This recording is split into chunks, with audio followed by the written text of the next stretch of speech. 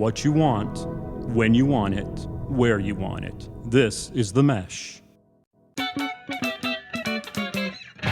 Foot Candle Films. Film news and reviews from two guys who really like movies. This episode is brought to you by the Foot Candle Film Society. For a schedule of upcoming screenings and membership information, visit the Society's website at www.footcandle.org. Hello and welcome to Foot Candle Films here on the Mesh.tv podcast network. My name is Alan Jackson. With me, Chris Fry, and we both are with the Foot Candle Film Society and directors of the annual Foot Candle Film Festival here with Foot Candle Films. Can I say the word Foot Candle any more times, Chris? I mean, I think you probably could. We could just actually do the entire podcast varying different intonations of Foot Candle. Yes. Don't know how enjoyable that would be. Well, that's actually what happens when people try to refer to our organization. We get many variations on the word Foot Candle. This is true. Candle Feet. I've had Candle Foot. I've had Foot Hills, which is close because we are in geographically. And then there's the plural, Foot Candles. Foot Candles. Yep. Yep. There's a lot of variations on it. We're used to that. And maybe one day we'll need to go into a little bit of our background and history of you coming up with the word Foot Candle for the name of our organization. But that'll be a story for another day. We've got much, much more important stories to get into today, which is our review and discussion of films. We do have a review in this episode of the latest DC Universe. Is that the term they're using now? DCU? I think DCU and then MCU. I mean, I guess that's nice and simple. Yeah. The DCU film, The Flash. We'll be discussing that, giving a nice review of that film. And then afterwards, we've got some movie news to share, a couple of interesting production notes on some directors that we follow, some projects that are being announced, even some shifting of projects that, Chris, I want to get your impressions on some announcements that were just made on some film release dates and what that's going to do for the broader schedule. And along the way in that notes, I thought some interesting projects got announced that I was not aware of. So I'm anxious to hear your thoughts on that as well. Okay. But first off, we do have our review for the episode. As we've kind of gone in the show format, just the one main review per episode that we're going to do. This one is this week's release. It is the DCU film by director Andy Muschietti. It is The Flash. I lost my parents. That pain made me who I am. I spent a lifetime trying to right the wrongs of the past, as if fighting crime would bring my parents back. You actually did it. A couple of months ago, James Gunn, at the time the newly installed DC studio head, I think, was quoted as saying director Andy Muschietti's The Flash was one of the best superhero movies he'd ever seen. And James Gunn being the guy who directed Guardians of the Galaxy, which a lot of people think those are some of the best superhero movies ever made. But he made that quote. The film now being released, Alan and I have both seen it. It dabbles in a little bit of origin story lore, which when I think of good origin story movies, I look towards like Christopher Nolan's Batman Begins, and does some multiverse theory, done really well in the previously reviewed on this podcast, Spider-Man Across the Universe. This places a challenge on the film, at least in my opinion, to use these tropes in a new and interesting way. This story was seen by me previously in the Flash TV show that was on the WB or whatever. And then also in an animated feature film that came out like in 2013 called Justice League, The Flashpoint Paradox.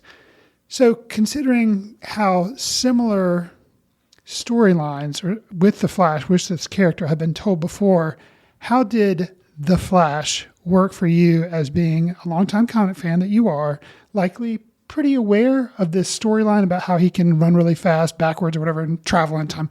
How did this work for you, Alan? It's a complicated answer, Chris. Okay. So let me back up. I want to tell a little personal story if I can, kind Sure. of setting up the stage for where I am with this film.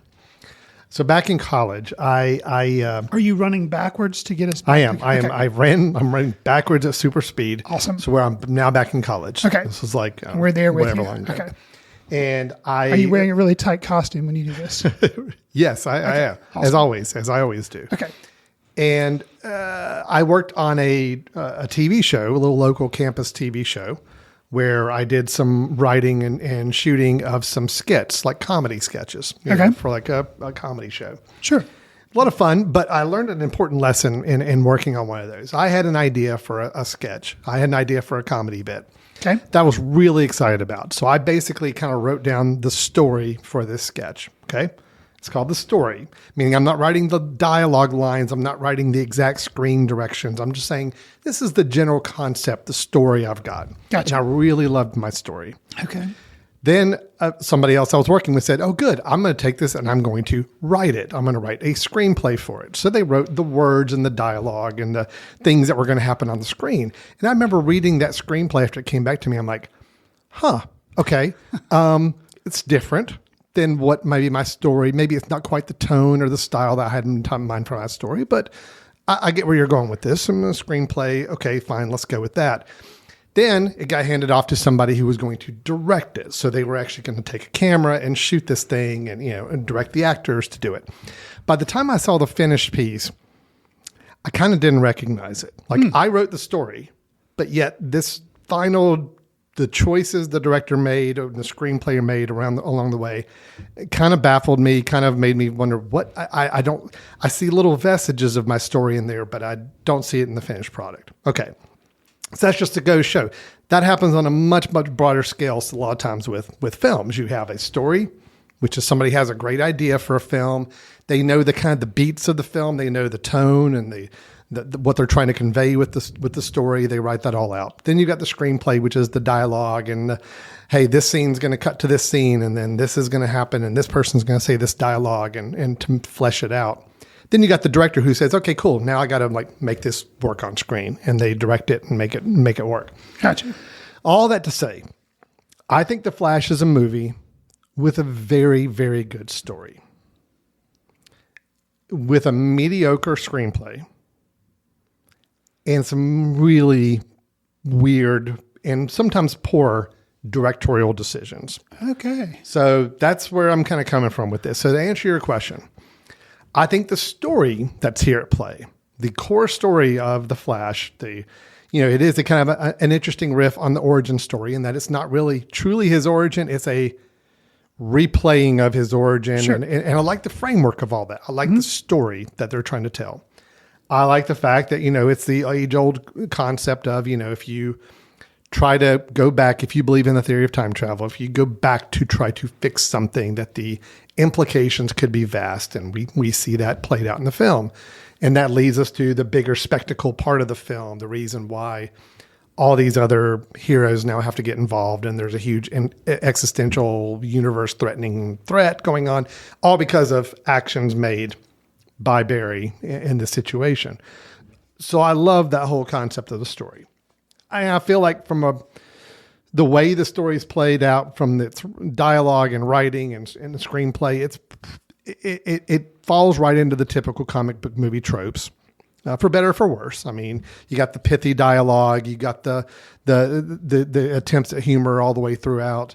You got the big action scenes. I mean, it doesn't stray too far from those boundaries, away. Sure. But I've got some questions about choices made on the directing and the visual side of this film, because I think visually it's a very messy, bad film. Okay. Although storytelling wise, I think it's a really, really good story. So that's where I am with it. Okay. That's why I say I'm kind of of two minds. I could pick apart the way this film looks and the visual storytelling that they tried to do all day long, because I think there's a lot of problems with it. Okay. But I can't fault the story itself, because ultimately I think you leave the theater, you're thinking more about the overall story, and that's what kind of sticks with you. So good story, bad execution. And I can get into details on what that means by that. But I'm curious. I rambled a while for now here, Chris. I want to hear from you, kind of your thoughts. I want to hear your all the points that you have. I mean, we're only doing I've got a bunch. I know, and I'm excited about that. We're only doing one movie now, so that allows us to kind of dig a little deeper into the films that we do choose to review per episode. So I've got an equal list of good and bad. awesome. So so you asked me just for my overall take, and then we'll dig in deeper, which I definitely want to hit your points. So like I kind of said in my setup, I gave an idea of like, I kind of know the whole time travel thing that he can do by running backwards. I know that his mom was killed, his dad was blamed, like all the stuff that you learn in the very beginning of the movie if you didn't know it beforehand. So don't worry if you're listening to this and be like, oh, I shouldn't see this. I have no idea what Chris is talking about. It's laid out for you. And I think the hand-holding that they do to kind of explain that is some of the better hand-holding with time travel and stuff that I think has ever been done. I agree with you. There's a sequence, and the simplicity of it. Here again, I don't know where to. I get what you're saying about some of the. I feel like the screenplay has really moments of genius, and maybe there is some weakness there too. But the things that struck me are like the time travel thing. I won't go into a lot of explanation, but I'll say there's a scene with spaghetti, and the simplicity of that, and it's kind of a little bit of humor there too, but explaining kind of. Basically laying out what's happening with the movie, I thought was really genius. And that maybe helped me forgive some other things. We'll go through your list. I will say overall, I enjoyed the film. I was entertained a lot more than I thought I would be because I had seen so many, like, not this exact film, but I'd seen so many versions of this. I was like, this is probably going to be boring for me. And knowing that it was almost 2.5 hours long, I'm like, I've seen this done in basically maybe an hour and a half for the TV version, like over different episodes. So I'm like, I just don't know how they're going to keep me engaged. They did. I think because of how they were able to change some of the plot points. I will say though, one of the bigger surprises to me, just because I was surprised at how bad it looked, was what I will refer to as the Speed Force toilet bowl. And if we were 10 years ago, 15 years ago, then I probably wouldn't think anything of it. Unexcusable. Well, it is hard because it's such a wackadoodle concept to communicate. But I was surprised at kind of how bad that was. It's shockingly bad. Okay, let me just go ahead and get into this. Yeah, sure. Because that's number one on my list. Okay. Did you call it the Speed Force toilet bowl? I didn't. That's a really good name, though. I'm going to write that down. It's like swirling. Yeah, I had it as the Time Travel Coliseum. Okay. That's all I could come up with. I think that's how they would prefer That's how they wanted you to see it, right? Well, let's just say this. There's a sequence at the beginning of this film, an action sequence, where right away, the lead up to this action sequence, the setup, and this is in the first 5 minutes of the movie, so I guess I can kind of talk a little detail about it. Barry Allen, the Flash, gets the call from Alfred, which I think is kind of a cool setup for it. It's like, oh, okay, so they really are like kind of a network of team. And, hey, if there's a problem, hey, who's available? Okay, I'm going to call this guy. I love that. I'm like, yes, okay, great. It's a perfect way where you don't have to have seen all the other films to really understand it. It's like, oh, I get it. Alfred's calling me. There's a problem. There's a hospital about to blow up. Batman's doing this, Superman's unavailable, whatever. So Flash, can you go handle it? I'm like, cool. I love this. The willingness to, and I got to give credit. I mean, you will get to but the hand holding they do for people who maybe, like if I were to take my mom to this film, she has seen very few, I don't know that she's seen any superhero movies. But if I were to take her to this, she watched enough of my underoos growing up and they're different superheroes. So she'd be like, oh, okay, I get it. But yet done in an entertaining way for fans that they're not annoyed, like, oh, here we go. So that's great. Okay. And then it even gets better in that it gets ready to display the title screen of the film and it gets interrupted in a very funny way by somebody, an onlooker who's wanting to talk to Flash. I'm like, and then they redo it again. I'm like, oh, I'm so on board with this film. I'm loving this. Then we get to the babies. There's a sequence that involves babies. Yeah. It's an action sequence, and it combines some of the worst CGI I think I've ever seen. I mean, but you In hadn't the seen last this. few- You hadn't seen the Speed Force toilet. I bowl hadn't yet. seen the Speed Force toilet bowl at that point yet. So I'm saying, as of that point, the Right. last like 8 to 10 years of movie going, this is like some of the worst animation I've ever seen. Okay. To the point I'm actually kind of shocked. I'm like, are you kidding me? It's like, this is your opening sequence. And this is the choices you made. I mean, you decided to make this to be the action scene. And I'm like, and then you throw this animation on it that looks so bad. I don't get it. I hear what you're saying. I'm checked out I'm almost checked out of the movie at this point. I hear like what 10 you're minutes saying, in. but I had the complete opposite reaction. I would have, if you would have told me I was going to be seemingly, a defender of this film as much as I am right now, I would have told you you're nuts. That worked so well for me. And let me tell you why. Because it was obvious it wasn't real babies. The babies weren't in danger. Because at the there again, we're not ruining this, people. This is in the very opening minutes of the movie. 10 minutes so of the yeah, film, you're fine. Don't get mad at us. Because when they set that up, you see that you know it's a hospital. What do you call? I guess the maternity ward. Yeah. You see all these babies laid out. You see the windows crack. I'm like, okay, not cool, because they're going to play. I thought they were going to play it for kind of gritty superhero drama where like we are actually going to be afraid, and that's gruesome. We're talking maybe a dozen babies falling to their death. out of the I'm sky. like, okay, not cool, dude. And then But go ahead. so that's what not I know where you're going. not Yeah. cool. And then immediately they're like, no, don't worry. This is not that type of film. We're not Batman Begins. We're not the Batman. We're not Joker. We're not gritty. We're not doing that. So don't worry. And that sequence, yeah, it's ridiculous. And I will say, okay, and I'm never one to usually comment on this type stuff. And no, I didn't stick around for the end credit sequence. I think I'm forming a new thing where unless my son's with me, he would like nail me to the seat and not let me leave. I refuse to stick around for any end credit sequences. I'm just not going to. I'm not Just going to do try that. making a stand. No, for because it's just America. like, I feel like if you want to include it in the movie, include it in the movie. Don't just like tacky. Oh, so you're saying the credits are not part of the movie? No, I'm saying don't bait me with an end credit sequence. Like I will watch the credits and then get up and walk out when the end credit sequence starts, because I think like if you want it to be part of the movie, make it part of the movie. Okay, I'll get off my soapbox. Yeah.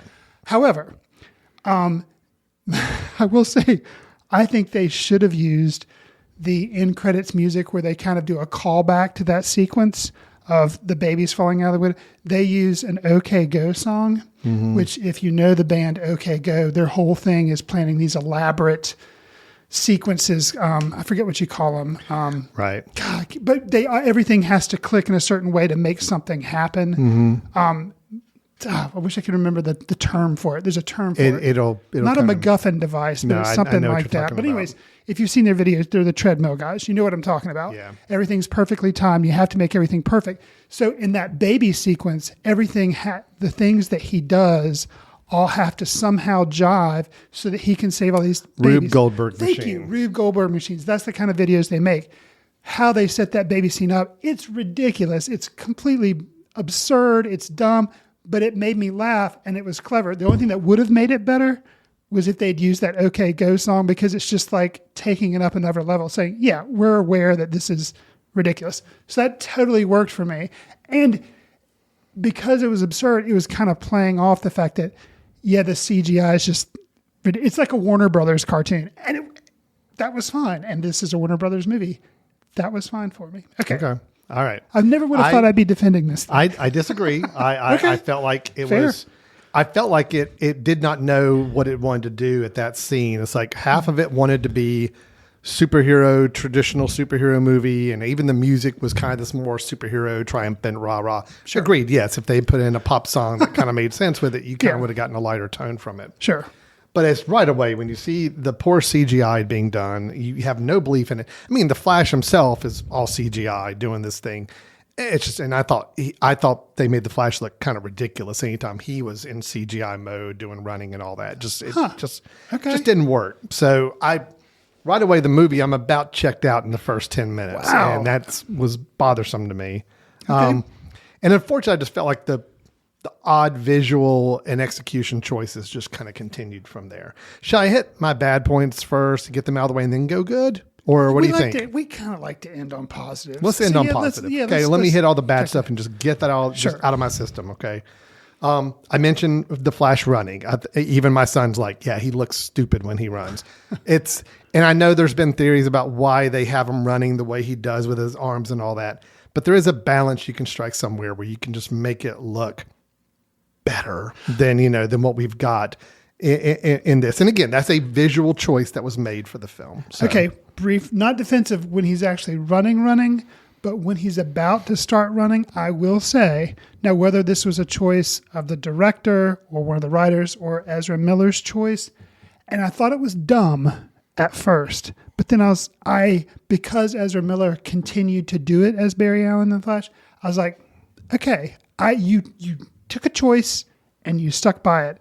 The way when he's right before he's about to start, he takes like an official runner's stance and then he takes off. I was like, okay, I'd never thought about that. He didn't just start running. It's like he's at a start line. And then I thought that was at first. No, I like the starting. At first I thought it was goofy, but then I was like, what? I like the That's starting. cool. I like the pose and the starting. It's just once he actually gets running. Sure. It's just a bizarre look and weird. And, you can tell me physics all you want that's the way he would need to run to be running at that speed. I don't care. You can make it look better than what it does. Even some shots and like visually showing the Flash, like close-ups of his face. I don't know if it's just weird angles they're using, but the face always looks very distorted, almost like it's got a little bit of a fishbowl look to it. It's just odd choices. It's just things that after the baby's falling, I'm kind of now picking out these odd things happening throughout the film. I just mentioned vomit. So there's a scene where there's one character vomits quite a lot.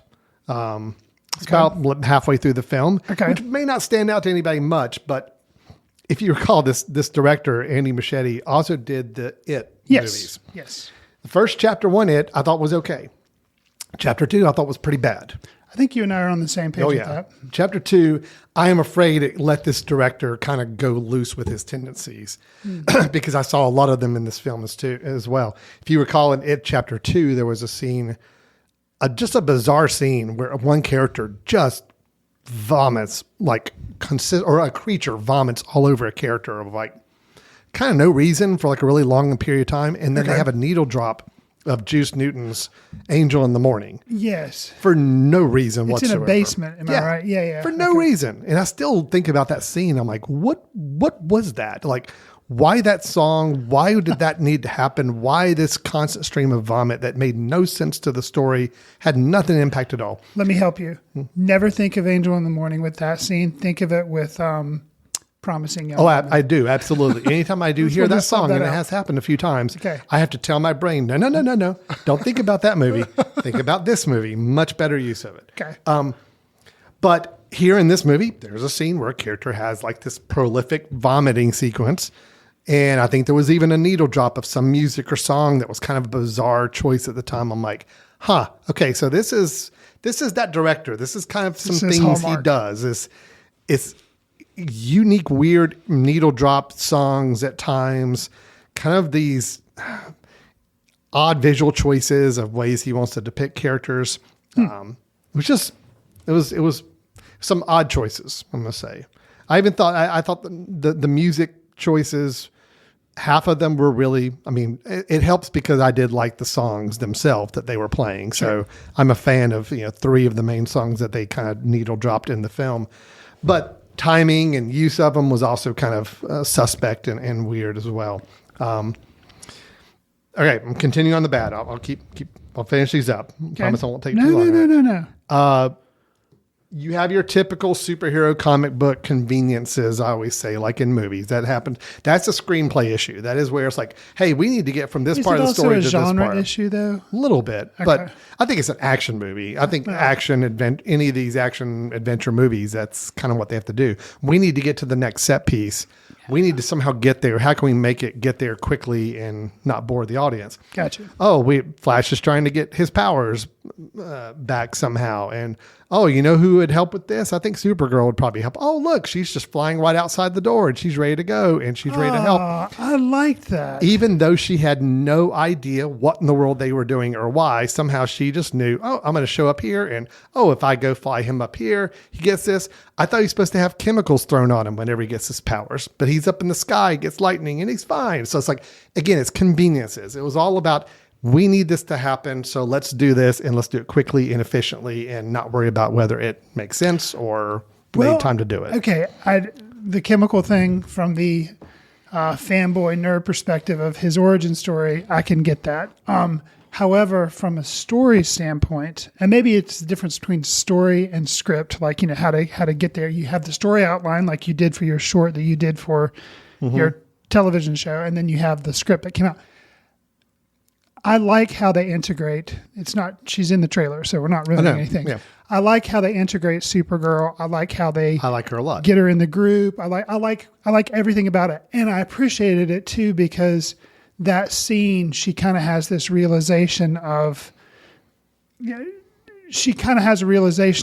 I'm going to help this person. And like, I like how they brought her back in. I think if she hadn't have been that key to do that, I think that would have left out an important part of her kind of journey. Right, that's fine. Just all you need is one line of dialogue. She shows up. She's like, hey guys, what are y'all doing? It's like, oh, well, we're trying to give Flash back his powers and he needs to be struck by lightning to do it. She's like, oh, okay, well, cool. I can help with that.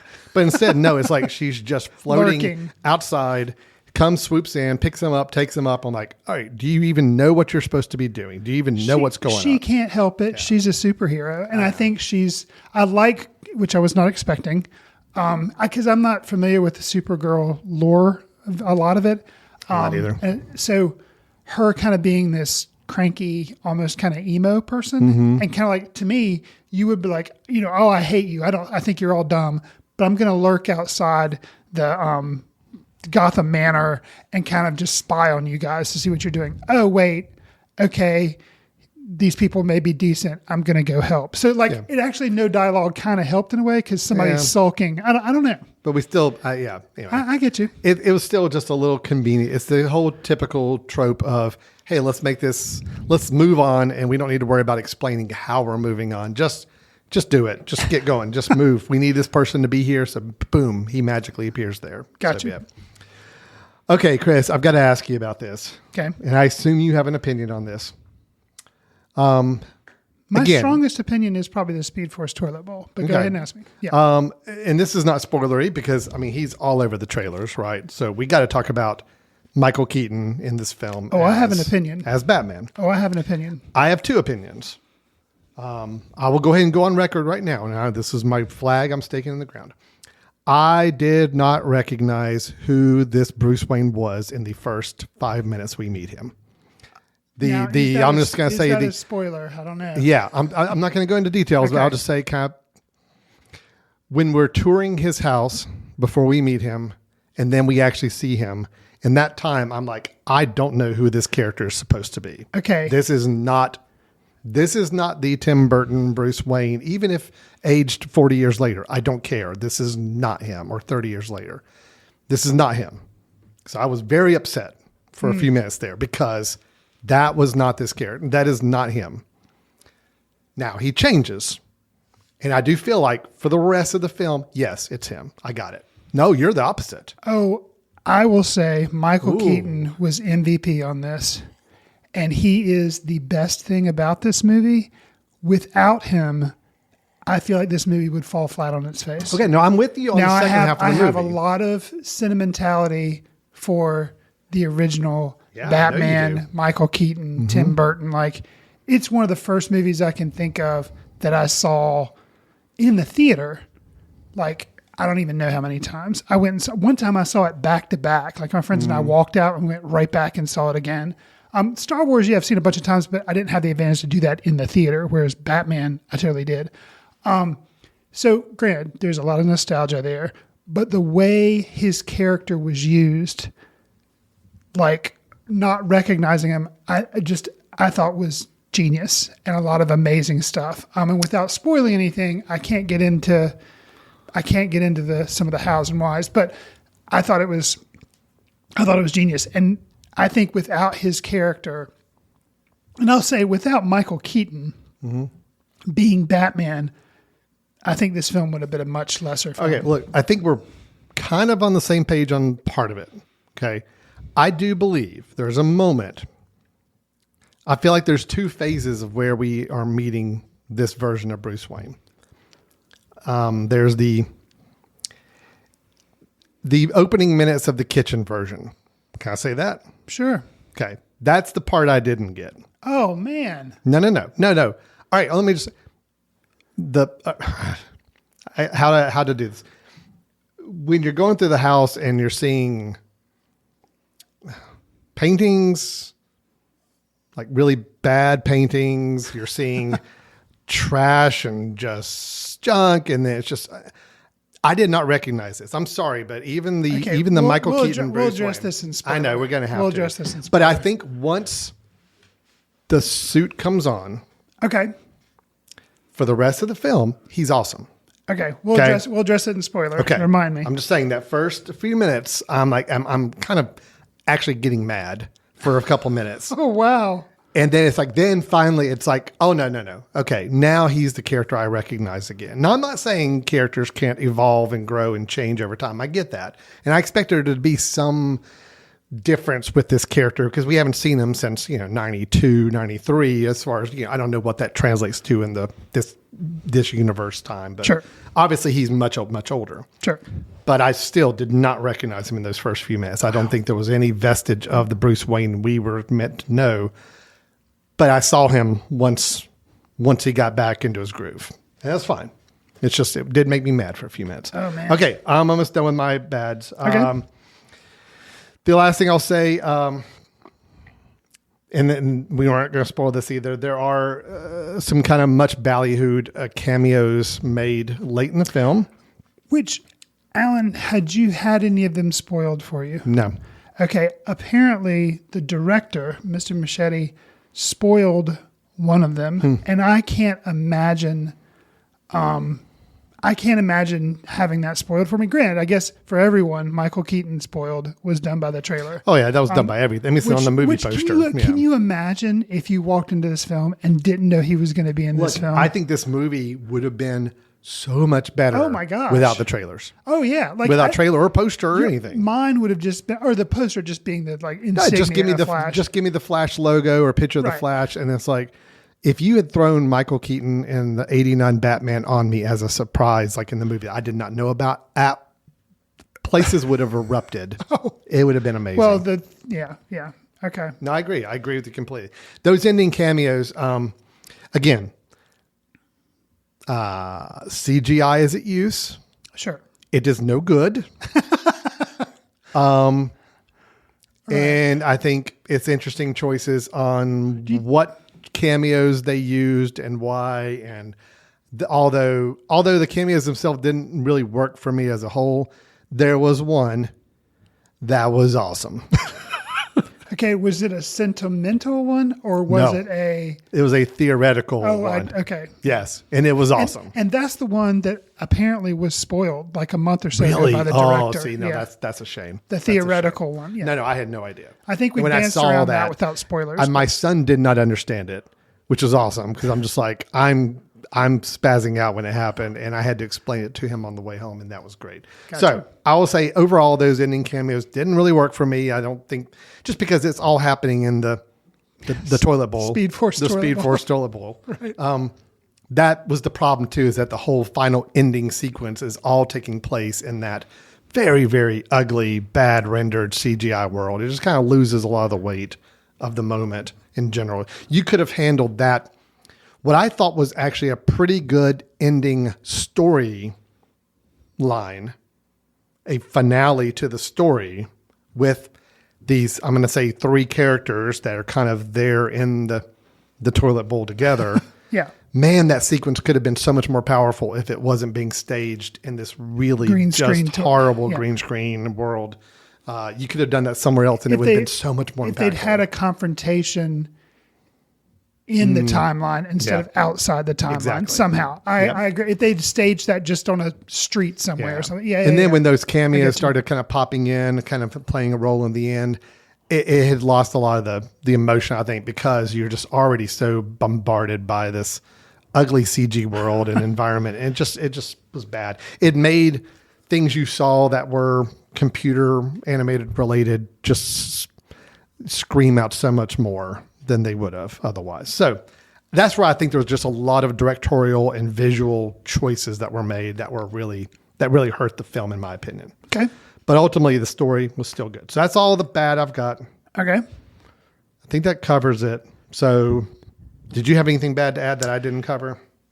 No, I think overall it sounds like I appreciated the film more than you, or I like the film more than you. You like the film as a appreciated whole it. more than I did. I still stand by. I really like the story. Okay. I like the story that was being told. I like the story beats and the decisions in the story itself. I just did not like how they chose to execute that story visually on screen and with some of the choices they made there. So that's my issue. Okay, well then let's follow up on some more good stuff, because I do have a lot of good stuff too. Okay. Honestly, You go the only overarching thing for me is just Michael Keaton MVP. That's like the main point of my notes. So let me hear your good points, because Well, I'll comment on that too. I'll just say, kind of tying off yours. Yes, I think anytime after the Michael Keaton Bruce Wayne actually got on board with the film, got on board with the story, gets in the suit, basically everything else after that's golden. I think it's great. I think the fight scenes, the fight scenes throughout this film are kind of a little they're hit or miss, but there's a scene in like a Russian prison where he breaks in and he has a nice kind of extended fight sequence. I'm like, yes, this is good. This is really, really good. It's because it seemed more practical. It seemed more like what the 89 Batman would be doing. And he's using his older kind of a little more practical gadgets and a little more practical weapons. And, it just felt right. And even him in his jet, which, is in the film, all just kind of worked because it just felt real. It felt lived in. It felt like his character. And I liked all of that. I will say I was a little part of me was sad, but there again, I guess you can't do every fan service thing, because then the movie would be 6 hours long.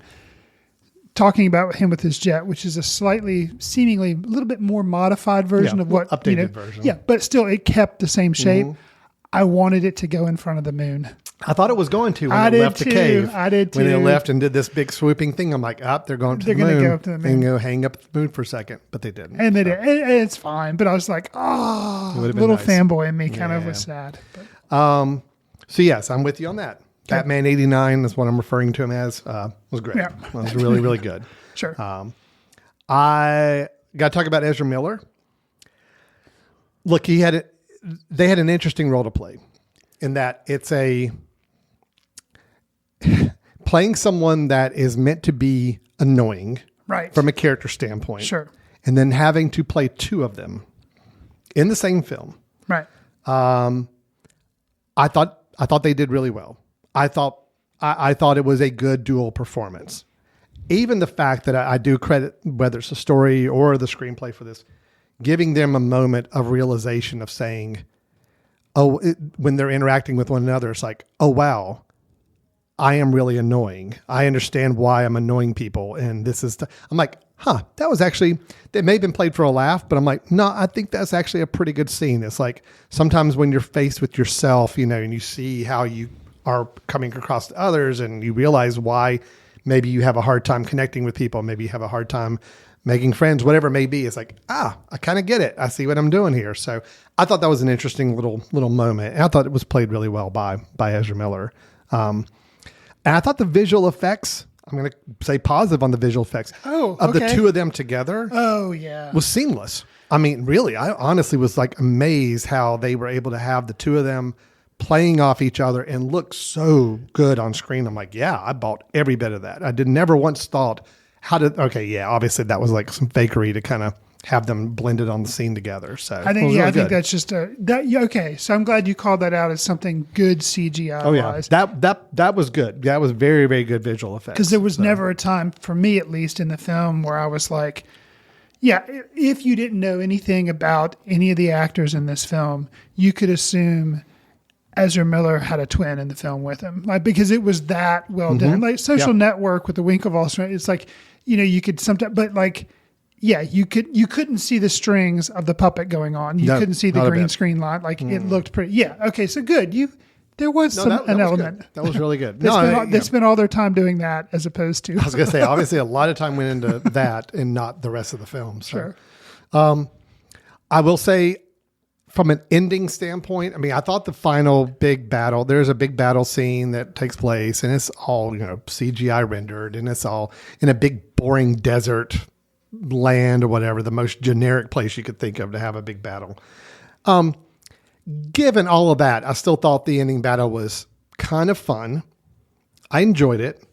I enjoyed it even more. There was a sequence, and because this is one of the needle drops I really did appreciate. They used the Raconteurs for a song. Yes. Where the two Flashes kind of get into sync and kind of figure out how they're going to work together and do some damage. And I'm like, okay, that was a fun sequence. Yes, it's all CGI. It was all done on a computer, but it was still fun. The use of the music, the use of the energy between the two of them, their interplay. Yeah, that all worked for me. And, the film did have some nice emotional beats. I thought there was a final sequence we have, I'll just say in a grocery store, that it worked. It got me. It was impactful. Ultimately that's the Flash's origin story, or I guess his background story, to me has always been one of the more interesting ones for a superhero, a classic superhero. Okay, look, you got Batman, his parents were shot, and he's now resentful about it and upset. Yes, that's a kind of a classic trope.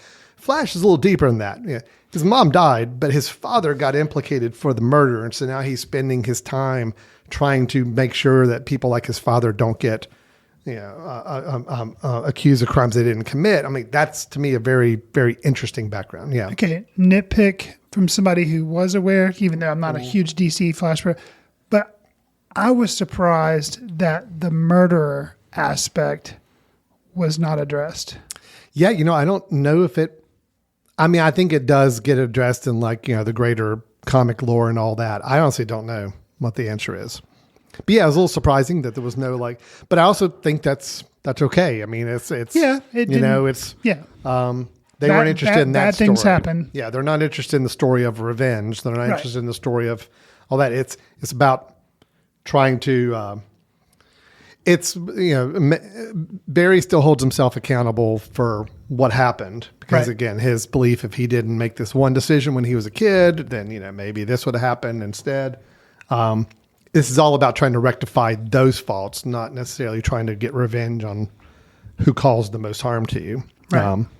But overall, there's a scene, final scene in the grocery store I thought was very good and kind of hit the right notes. And so yeah, overall, I'm happy with how the film kind of ended, outside of some of the multiverse and cameos and some other weird things I thought were just sloppy. But the human side of the ending worked really well. Gotcha. Okay. All right, so I'm good. What else you got to add? Anything on the good side of things you want to add to this?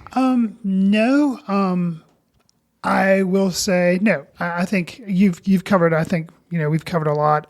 I will say that at the not the end credits thing, which I didn't see, but I thought they had an opportunity at the very end of the film where they have a cameo, and I think you feel it coming.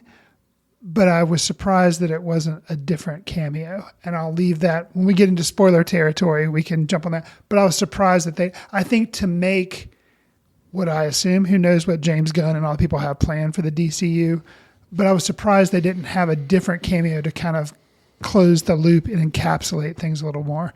And I'll just leave it at that. Yeah. So I have an opinion on all of that as well. But okay. We can get to that a little bit. All right. Why don't we do this, Chris? Why don't we take a quick break? Okay. Come back with movie news, and then let's do our spoiler stuff at the end of the show. Gotcha. I think that'd probably be a little safer for everybody, so nobody's having to worry about skipping ahead. Sure. Or anything like We don't that. want to ruin stuff for people. So at the end of this episode, we will talk a little spoiler talk about The Flash. So if you get to the end, that's where we'll jump into it a little bit. But until then, let's take a quick break. We come back. We've got some movie news to share about some other projects going on. And then we'll do our Flash spoiler stuff at the end. So stay tuned. You're listening to Foot Candle Films here on the Mesh.tv. This podcast is sponsored by Jackson Creative, a custom communication agency located in downtown Hickory, North Carolina, specializing in online content creation. To learn more, visit thejacksoncreative.com. Jackson Creative, we tell your story. All right, welcome back to Foot Candle Films here on the Mesh.tv podcast network. We had our review of The Flash, which, you know what? I mean, looking at that, I think I'm generally positive on it. You are more positive on it. I have a lot of issues with it. I think those are issues that could have derailed the film's enjoyment for me, but ultimately I did enjoy the film. But I enjoyed it for the story, even though I had issues with a lot of the execution of the film. And you liked the film because Michael Keaton's Batman was in it. Fair to say. Okay, good deal. Well, let's move on to some movie news, and then we'll do our spoilers for The Flash at the end of the episode. So, Chris, I want to kind of cleanse the palate a little bit for a few minutes of superhero talk and corporate franchises, just a bit. Okay. And let's go in the opposite direction. So next week, at the time of this recording, next week, we're supposed to have the nationwide release of Asteroid City, which is the new Wes Anderson film. And I know we'll be reviewing that whenever it shows up here. Hopefully it will be next weekend. We're expecting to see it. But we'd also heard that there was a second film that he was working on or something kind of releasing around the same time, coming out. Maybe it would be going to Netflix. It'd be a different thing. So I got a little more detail on that. And I think it's going to be something that makes you happy because I know your adversity to films that overstay their welcome on length. Yes. So Wes Anderson's next film is an adaptation of Roald Dahl's short story that I think we've mentioned before. So the short story, The Wonderful Story of Henry Sugar. Turns out this is going to be a short film, 40 minutes long. Okay. Yep. And there was some talk about that. Why was that? It's like, and I think Wes Anderson saying he couldn't really figure out, this is according to IndieWire, and he said, I couldn't really figure out the approach. I knew what I liked in this story that I was writing in Dahl's words, couldn't find the answer, and then suddenly I did. I realized it's not a feature film. It's like 37 minutes or so. So in other words, it's one of those things where realizing, which I think sometimes it's nice if filmmakers realize this, you don't need to take a short story and adapt it into a 2-hour epic motion picture. If you can get the story across in 37 minutes, do that. And prior to this, maybe directors they didn't want to admit that because there was no strong distribution model. Yeah, you're not going to get people going to the like, movie theater for a 37-minute movie. Short films, nobody's going to pay $12 to see. But Netflix or Hulu or Disney, they'll pay X amount for it. Okay. All right. Makes sense. So that's why it ended up on Netflix. He said, even Wes Anderson said, well, it's kind of a weird thing, but in the year between the story being set aside and then Anderson picking up the camera, Netflix bought the rights to the whole Dahl catalog. Oh, wow. For $686 million. So basically, Netflix owns all the Roald Dahl work for adaptations going forward. Wow. So, so that just worked out really good. Let's see. There's something about, hold on. What is this? Does that mean he owns the rights for like Charlie and the Chocolate or just the remakes? So I they have don't know. exclusive rights to like the old don't really have any films? more specifics on this. I don't know if that's the full library or if there's some exceptions for some of the ones that already been made movies on, but Interesting. But The Wonderful Story of Henry Sugar, the 37-minute Netflix Wes Anderson film, is going to star Benedict Cumberbatch, Ray Fiennes, Dev Patel, and Ben Kingsley. So, Wow, cool. so it's good. Is it released this year or next year? Is it a 2024 or 2025? I do not see. Okay. No word on when the movie is released. Okay. I would be surprised if it wasn't end of the year, possibly. Okay. Because I know he supposedly was working on both simultaneously at one point, or really? that's what I'd heard somewhere. Okay. So anyway, I just thought that was kind of interesting to know that, shorter movies with the online distribution channels that we have now, maybe there'll be a little bit more of a trend to see filmmakers saying, hey, you know what, this is more of a 30-minute movie or it's more of an hour-long movie instead of having to be 2 hours. And not feeling limited in doing that. So, Interesting. all right. All right. Next little story. Another kind of auteur that we've talked about in the past, Guillermo del Toro. Last film he did was Pinocchio, which is an all animated version of Which Pinocchio. won the Oscar, didn't it? I think it won for best animated feature, right? Yeah, I think so. So on that, he is saying right now that, best director trophy at the Academy Awards for Shape of Water. Shape of Water. He won best animated picture Oscar for Pinocchio. He basically says that he really just wants to do animation going on. Really? He says he's got maybe a couple more live action movies that he wants to do, but not many. After that, he only wants to do animation, and that's his plan. Now, Chris, this brings up a little bit of a bigger question to me. We reviewed Across the Spider-Verse last week, which we both really liked. Yeah. We have seen, I feel like animation take some real good leaps and bounds over the last 10 years. I mean, you had Pixar that kind of accelerated it to some degree, Sure. but even their stuff is kind of now being, I think, surpassed by some even more innovative animation styles. And I mean, Del Toro's Pinocchio was a very creative, artistic animation style. Across the Spider-Verse, I think Disney, outside of Pixar, has kind of stepped up a little bit, some of it in the animation game. I wonder a question like that, if I look at the movie The Flash that we reviewed earlier, it has many issues as I had with the CGI and all that, and the action sequences where I felt like I'm just watching kind of a cartoon the whole time. Are we getting to a point, and if big directors are saying, no, I'm going to go into animation as well. Imagine if The Flash had been an animated movie. Okay. Could it have worked? Could it have been as impactful or been as well received? I hate to say it probably wouldn't do as well box office wise, but that's just the nature of it. You wouldn't really get the Michael Keaton Batman 89 effect quite to the same level. And all the other cameos. Yeah. Wouldn't work as well, but I feel like it would have benefited, for me anyway, a lot of the action sequences. It definitely would have benefited. The toilet bowl would have been much more impactful. Sure. So I wonder if we're starting to see a little bit of shift of people like looking at Spider-Verse movies and saying, you know what? There's actually a great market and a chance for artistic expression in animation that maybe they haven't felt they've had before. So, Well, that's interesting because I think there's always going to be room for flesh and blood actors on screen because some stories just, dramatic stories lend themselves more to that. Now, it depends on the type of stories you're interested in telling, which Guillermo del Toro has always told with things like Pan's Labyrinth and Crimson Peak, these very stylized things that have some crazy visuals, Shape of Water too. So I can see how I think it'll be a loss. I'm saddened to hear that he only wants to do animation as opposed, I'm sure he said he has some live action, but because he's so adept at both. So I'd hate to see him just lose him completely to animation. I like animation stuff, but I can see how like with the kind of stories he wants to tell, he's like, yeah, I'll just go the animation way because he can make things look, because when you have complete control, you can make things look exactly like you want them to, with animation, whereas live action, they're just some things, you just can't do. So I see that. But I would the Flash have worked better? I don't know. Something that I was curious, a movie that came out a while ago, used CG, did not do well, but was live action, was The Dark Tower, Stephen King's The Dark Tower. Mm-hmm. And it had Idris Elba and Michael McConaughey.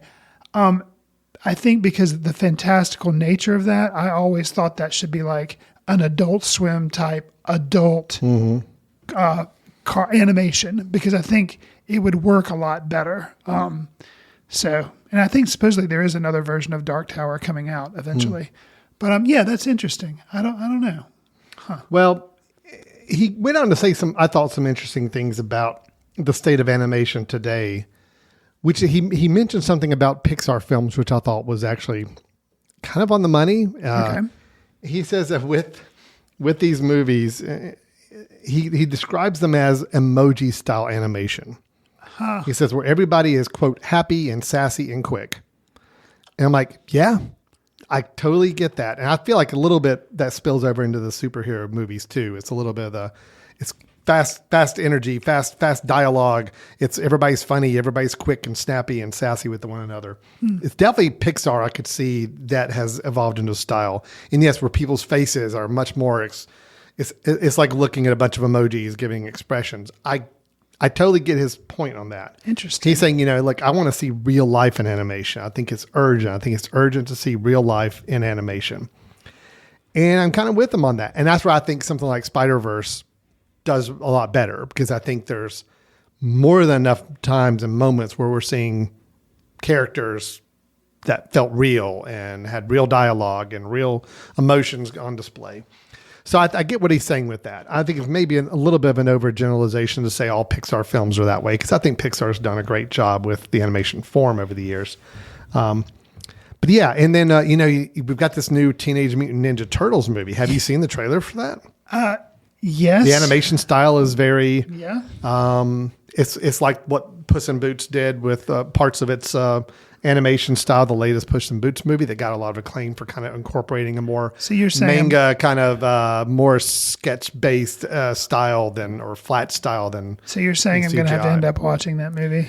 I'm just saying there's a lot of people excited about that movie There because of the are. way it looks, and Right. saying that even my son is like, who's never shown any interest in the Turtles movies before, and I don't even know if he's ever seen them. He's like, no, I want to see that movie because the animation looks amazing. I'm like, all right. Okay.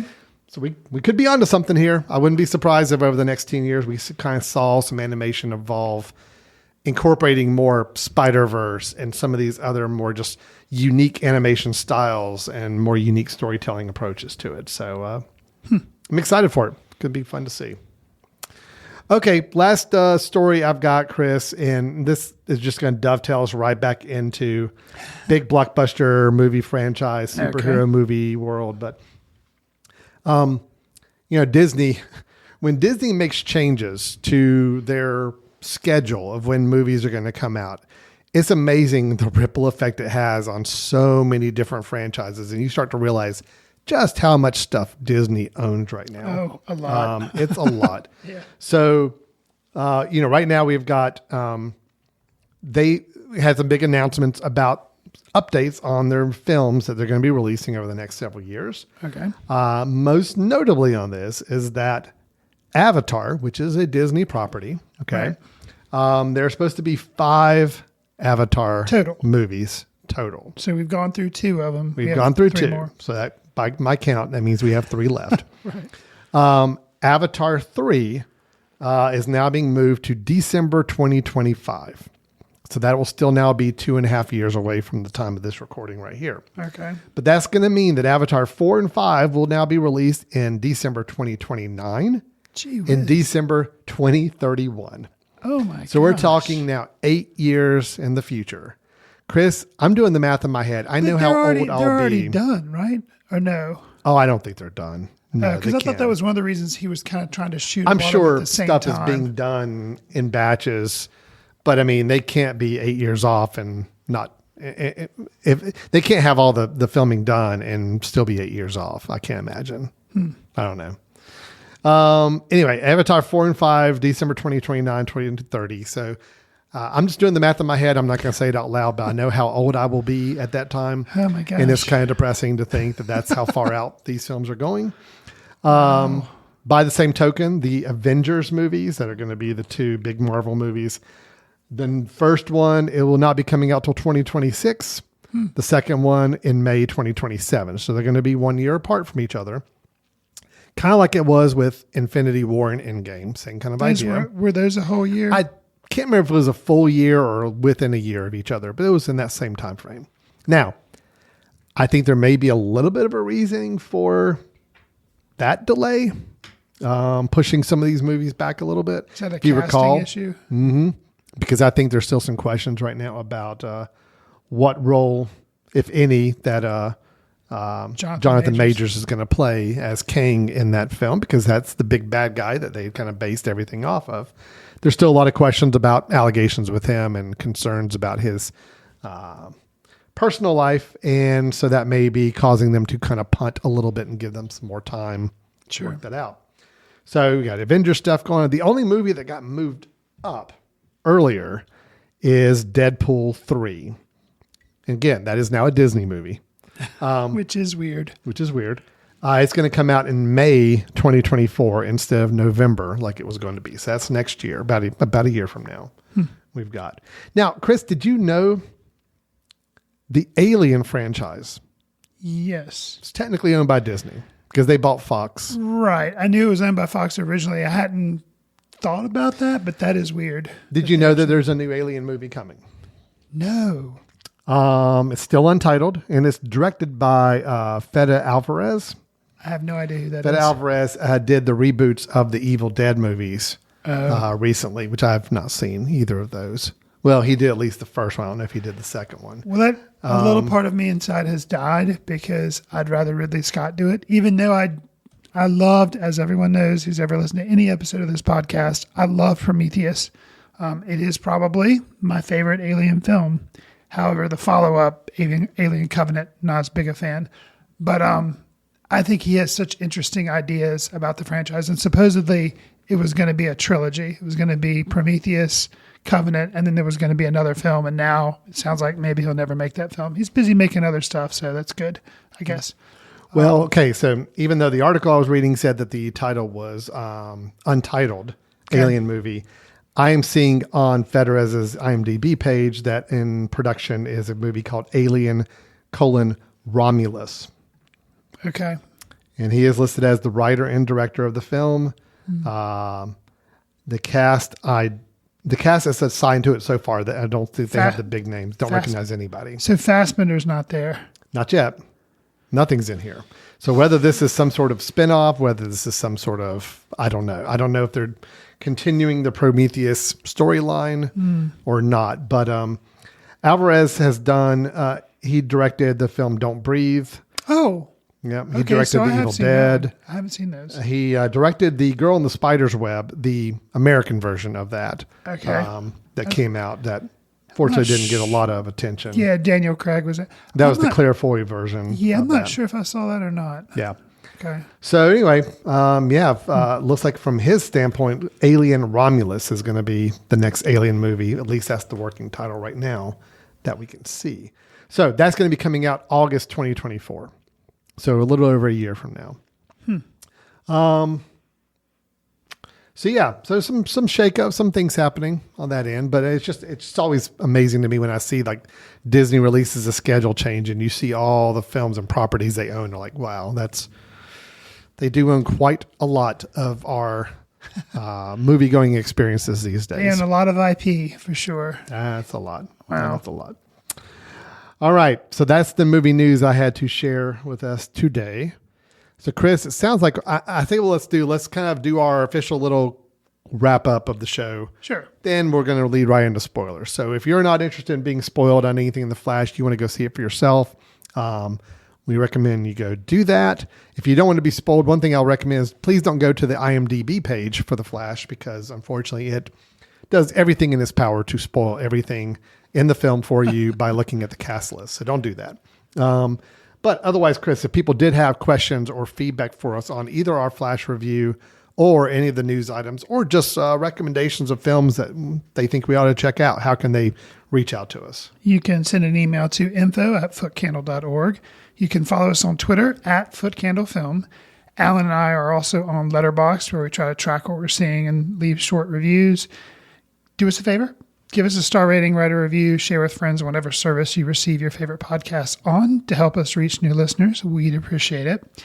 And we've made it through this entire episode, and I don't think we've really mentioned it. The 2023 Foot Candle Film Festival is coming this year, September 15th through the 24th. So if you're in Western North Carolina, we will be holding it in Hickory, North Carolina, and we'd love for you to come check it out. All right. Yep. We're looking forward to it. It should be a great festival. And going to have a lot of fun with it that week. You'll be hearing a lot more about it if you listen to the show over the next couple months. But we will be back next week with another episode, another review, and some more discussions about movies and films. So until then, take care. We will talk to you next time. See you in the ticket line. And hang tight for the spoilers. We're going to do spoilers now in 5, 4, 3, 2. So I think we've given people enough time to skip out. my for it. defense Yeah, go of for it. the Bruce Wayne Manor The introduction. hobo Bruce Wayne. Okay. I freaking loved it, if for no other reason, because in my mind, that was not Bruce Wayne. That was, obviously, it's not Michael Caine because he is way too old to be jumping around, but it's somebody wearing a Michael Caine-like wig, jumping around and defending Bruce Wayne who's off brooding somewhere. Never crossed my mind that was Bruce Wayne. So therefore, my shock to realize, because Michael Caine he wasn't the original Butler. He was Jason, not Jason Bateman. He was Michael Batman Caine Begins. Batman Begins was Bale, Christian Bale. Christian Bale, thank you. Yeah. He was Christian Bale's. So actually, that still would have worked because I think the original actor who played Alfred for Michael Keaton has passed away. Michael Goug. Yeah. Michael Goug. G-O-U-G, how do you say it? So I think he has passed away. But I think, so in my mind, when I was watching at the time, I forgot that Caine wasn't Keaton's Alfred. And I thought that would have been really funny. Having him just like he looked like in Children of Men, or how he was in some other movie where he was like Michael Caine with long hair, being like, which Alfred historically, well, in some of the lore for DC, he has been like this former secret agent who is capable of all this like karate and all this like fighting technique. So that would have worked. And then when it's like Michael Keaton and it's just like, no, it's this guy who's totally given up. He's no longer a superhero. I thought that was amazing. Totally worked for me. And if anything, it could set up something down the road. I guess it couldn't, but it could have been like a jumping off point. It still could be a jumping off point if DC wanted to do it for a Batman Beyond thing where Michael Keaton plays the old grizzled guy just sitting in a bat cave. Look, old grizzled is one thing. So I don't mind old grizzled. I loved it. Okay. Loved it. But I mean, they're showing that he's like doing some horrible paintings upstairs. His place is like a wreck and like Because just Alfred's trash. dead. Well, but I So never his house cleaner's dead. No, but I never would have believed ever that the Bruce Wayne version that Michael Keaton played would be that character. No matter what, and even without Alfred, okay? I'm not saying his life would be completely put together, but he was unrecognizable to me until he got down into the Batcave and he kind of put on the Batman persona. And then I'm like, okay, even when he's out of the costume after that point, I'm still on board. I'm like, no, this is him. We got him. We're good. I do not understand the decision to have him be this I thought it was good. homeless looking, just trash infested Wayne Manor, painting really weird painting stuff upstairs. I didn't get it. I did not get it at all. Loved it. But no, Keaton's good. But that was a choice they made about Keaton to play that part that way. I just liked it once he got into the groove of his role. He was really good after that point. What else are we spoiling? So the cameos at the end. So you want to talk about the cameos in the toilet bowl? Yeah. Okay. Yeah, And then let's I'll do talk- that, and then we'll talk about the ones at the very, very end. That I 'cause mentioned, I that's- thought it could. yeah. Yeah. Okay. So the toilet bowl cameos. These are happening in this virtual We're CGI world. copywriting that, by the way. Yeah. Speed Force toilet bowl. Speed Force toilet bowl. As the worlds are colliding, basically, we're kind of being told that because of these actions, Barry's actions, that now these kind of multiverses are kind of starting to kind of implode on each other. We see visually all these different spheres or globes of other universes kind of coming together, and we start to get the impression that each of them are from a different version of some DC characters from the past. A different spaghetti noodle. Yep. So we've got one version that is the old Christopher Reeve Superman, along with the Superwoman, played by Helen Slater, version of those characters. Now, both of them are CGI versions of the characters, very obviously. Understood with Christopher Reeve, obviously he's not here to do any filming with it. Sure. They still just look like it was just wax figures. I mean, they just look so bad. And You didn't think it was the least bit cool? No. no, I didn't. Because it's so easy. It's like, oh yeah, well, let's just throw this on the screen and let's just play this person. There's you see the Adam West Batman in one kind of parting scene. I was okay. The Superman one, I wasn't surprised. I liked it because there's a little bit of nostalgia, but I liked it. The Batman Adam West really surprised me. I was Yeah. like, okay. Yeah, they had kind that. of courageous in a way because it's like, oh, we're not just going to bring in the nostalgia, reverential, oh, Christopher Reeve. No, we're going to throw Adam West, like jokingly. So I was surprised about that. And then who else before we get to the big one. big one? Who else? Oh, well, we had the old George Reeves Superman. Oh, yeah. Yeah. Black and white. Yep. Yeah. Mhm. Yep. Did we have any other Batman versions, or was that the only one we saw, Adam West one? I mean, we already got the 89 Keaton version in the movie. And we have the Ben Affleck version. Right. So the Christian Bale one is the only one that never shows up or has anything to do with this. With all the controversy, I guess fanboy controversy, about the Superman. What's the name of the actor that has been in the DCU as Superman? And then it was announced he was Henry Cavill. Henry Cavill. I was surprised with all the nail biting and teeth grinding about him not being in. Was it this movie they were upset he wasn't going to be in, or was it some other? I don't know. But it was they were just. I guess when James Gunn took over, he said yeah, we're not. They're going a different direction. Superman's with Superman. different, and people were just so cranky. I was surprised they didn't include any Henry Cavill thing, especially because he was already there with General Zod. It just seemed weird to me to kind of make the choices that were made. Okay, which there's so many vast DC versions of characters, but to already kind of they show us 3 versions of Superman, 1 version of Batman. And that was it. I mean, there wasn't really any other characters and versions, which I thought was just kind of odd. Oh no, we did see an old Flash. We saw the old helmet, winged helmet version of Flash at one point too. Was that from the TV show? See, I couldn't tell. I don't know what that was from. That may have just been something that was put in originally. So it was just it seemed a little haphazard. It's okay, there's not really any rhyme or reason to this. It's you're not telling me you're using all the old DC movie characters. It's and you're not using all the old TV characters. I don't understand it. It's 3 versions of one character and only one of Batman. It just seemed very haphazard. I guess it's more of a system of who do we have the rights to use? Who do we get permission to use or something? I don't know. Right.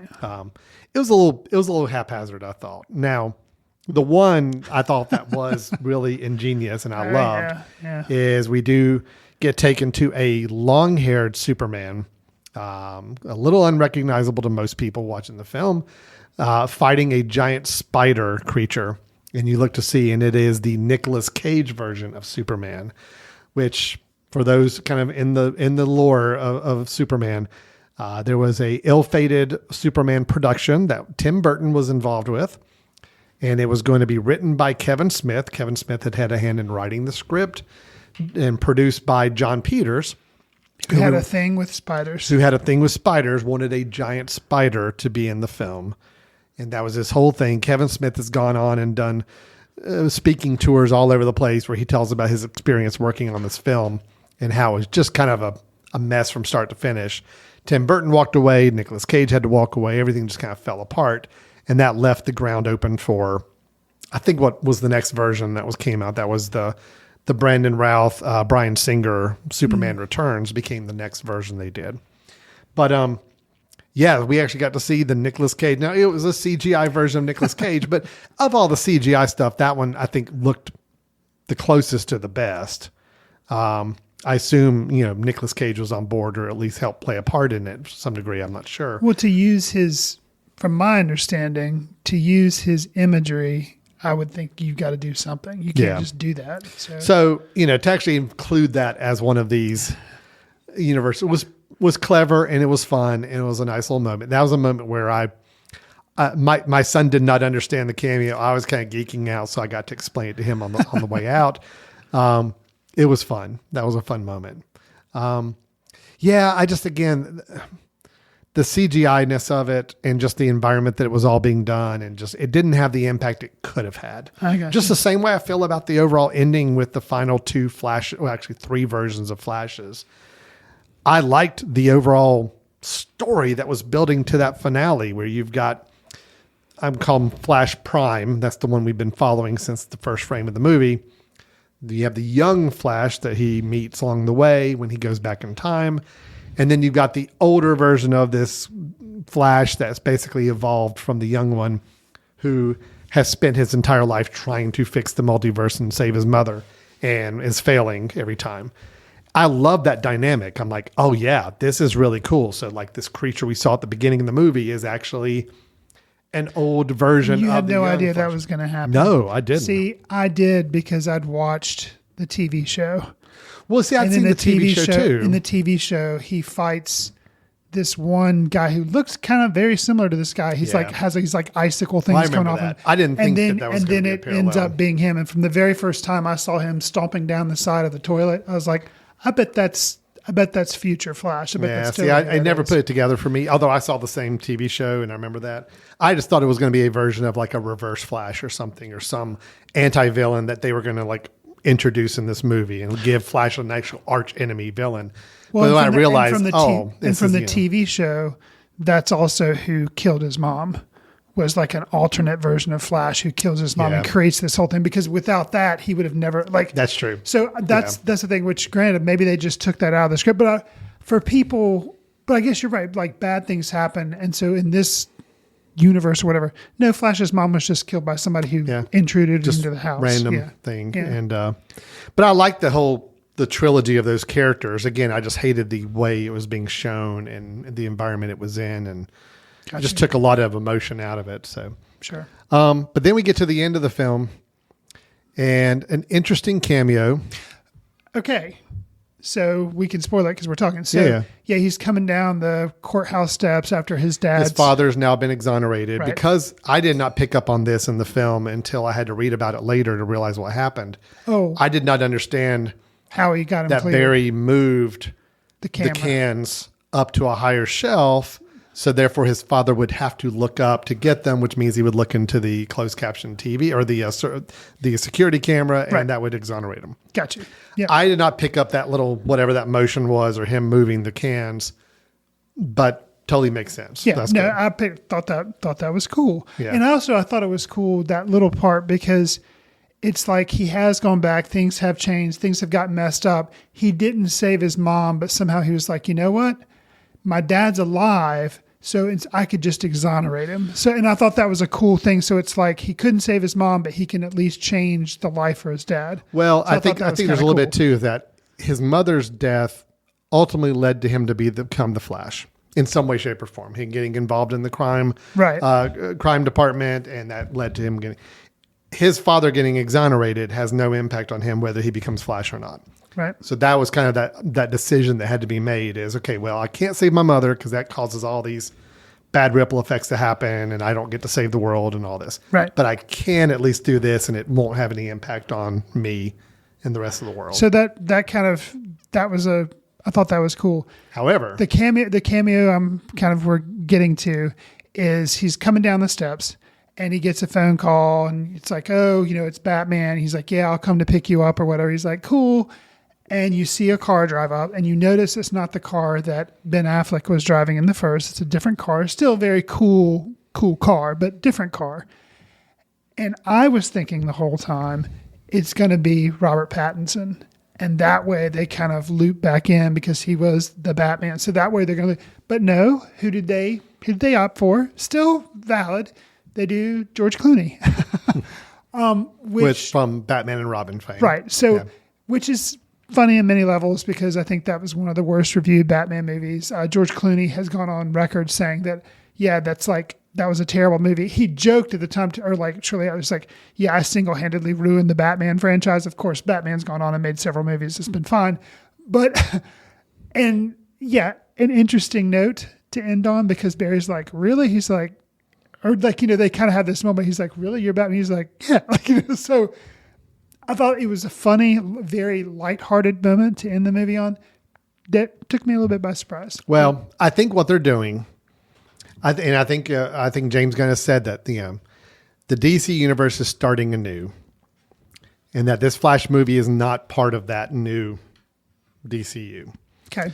So I think they've just kind of felt like, well, we can just do whatever. It doesn't matter because it's all kind of done at this point. In a film about multiverses and time frames and strands and time travel, I guess you can. I can do whatever you want. They can do whatever and just kind of have fun with it. Which, Right.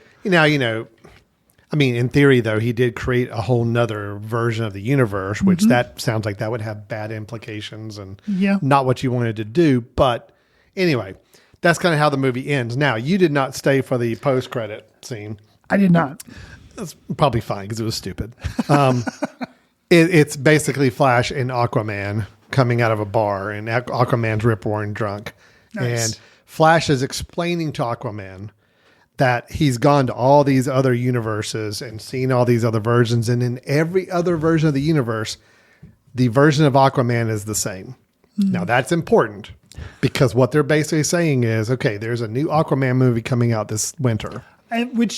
With Jason Momoa. Which that had already, that's another one of these that's kind of been delayed, right? Yeah, but they're basically saying that that's how Jason Momoa's Aquaman is going to be in the new DCU, because Barry's basically telling him, well, yeah, every version of the universes I went to, you were always the same. You were always the same character. I'm like, okay, so that's basically them saying, yeah, we can just kind of say, well, this Aquaman is now our Aquaman in this world, and we don't have to recast him or change it up or whatever. Interesting. Because obviously it sounds like they like Jason Momoa in that role. They want to keep him in that role. So is Amber Heard still in the sequel? I don't know. Okay. I think the key was that her role got diminished greatly, and that was part of the reason for her lawsuit, is that she felt like her role was diminished because of all the stuff with her and Johnny Depp was causing some negative publicity and causing her to get a reduced role in the sequel. Gotcha. So whether or not she's actually finally in the sequel or not, I don't know. Okay. But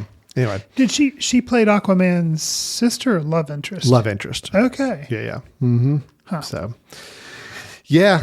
interesting stuff. Yeah. Final thing I'll say, we don't have to do the closing again, but something that was very throwaway, and it was probably my favorite referential thing just because it was so small.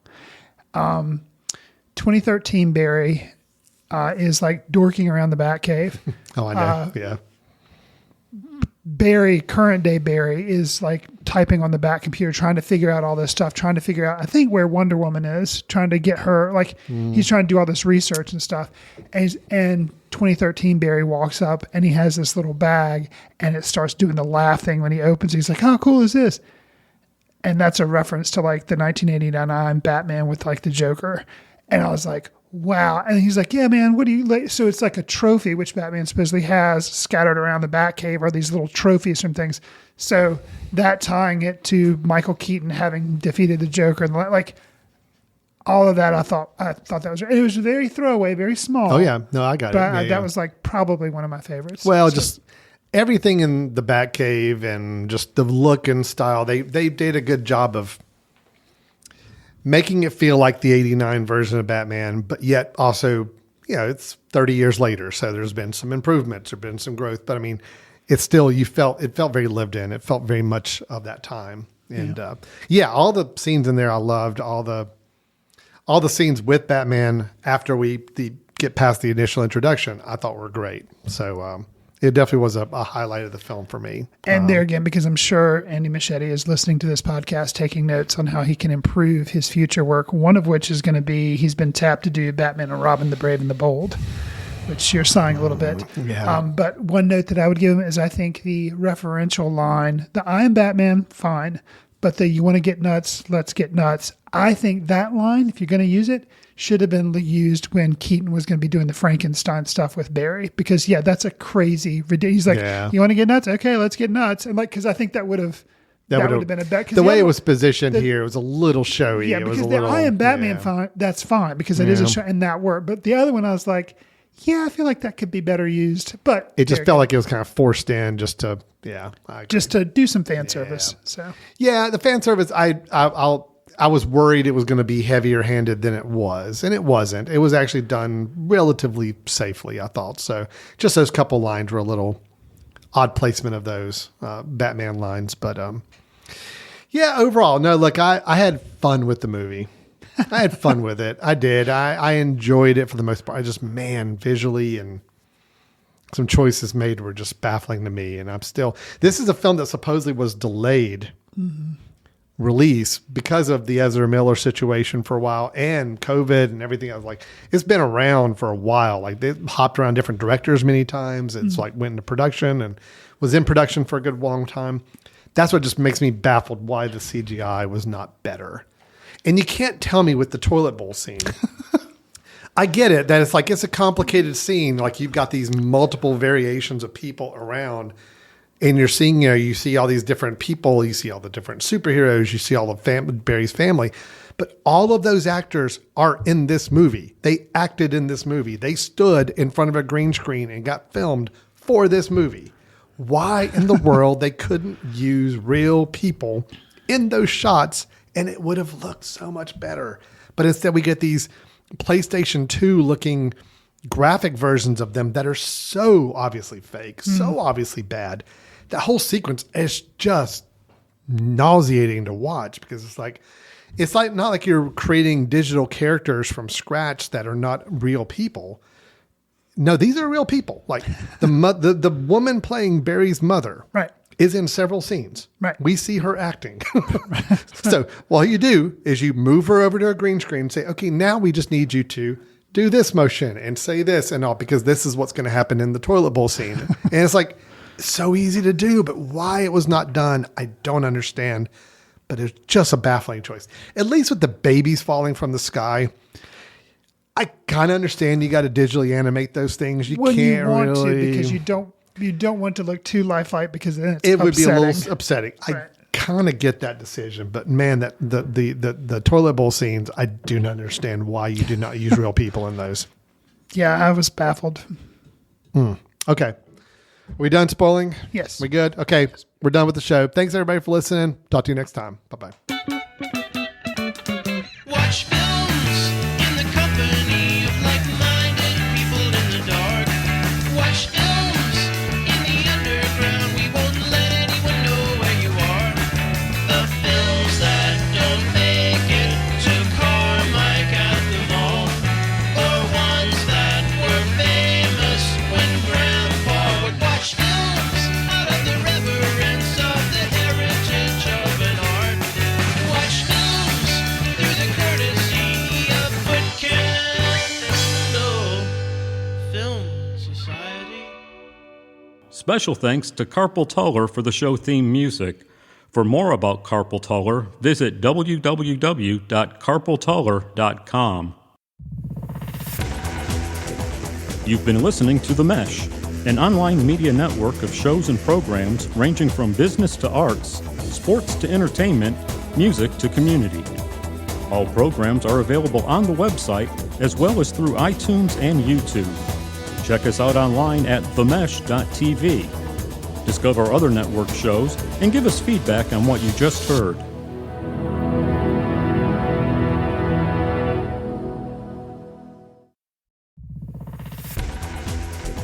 You've been listening to The Mesh, an online media network of shows and programs ranging from business to arts, sports to entertainment, music to community. All programs are available on the website as well as through iTunes and YouTube.